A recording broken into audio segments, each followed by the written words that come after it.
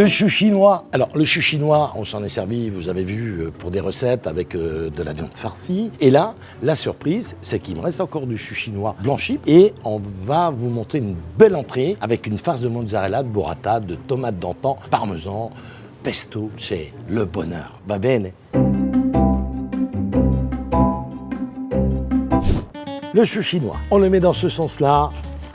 On coupe sa queue, on enlève les premières feuilles. Voilà, c'est très bien. Comme cela, il n'y a pas besoin de les arracher. Voilà, regardez bien. Et vous savez qu'après, on va les faire blanchir. Alors, on va cuisiner, bien sûr, al dente. Pas trop longtemps. On va placer les feuilles comme ceci, regardez. Voilà. On va essayer de prendre les plus grosses feuilles. Regardez bien. Clac. Et c'est parti pendant 5 minutes à 110 degrés.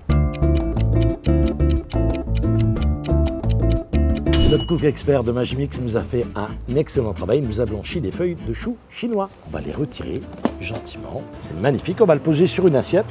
Pas que ça coule à côté. On va les retirer comme ceci. Et je vais vous montrer comment on fait un cannelloni de chou chinois. Alors, je vais montrer la différence entre la burrata et la mozzarella. Ici, j'ai pris une mozzarella de vache, mais pas de bufflone parce que ça c'est trop parfumé. Mais là, on a une belle burrata crémeuse à l'intérieur. Regardez.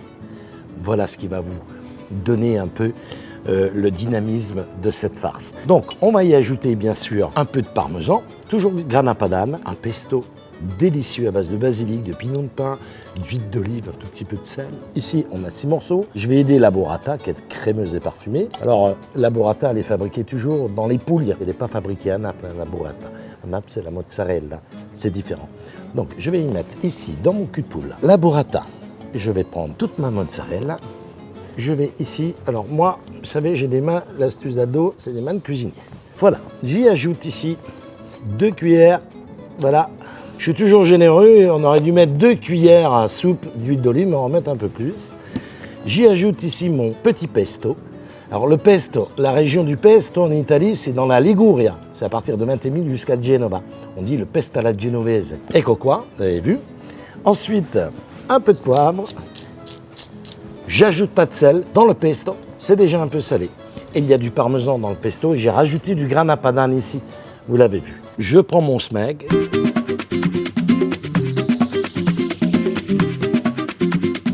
Je vais mixer le tout, voilà, très facile. Vous gérez comme ça. Voilà. Ce smeg, il a une force extraordinaire. Vous allez voir, on a une pâte à mozzarella et tout est mixé. Et voilà, regardez. C'est magnifique. Voilà, je vais enlever ici la petite tige. Voilà. Alors, dans ce sens-là, si c'est possible. Et quoi.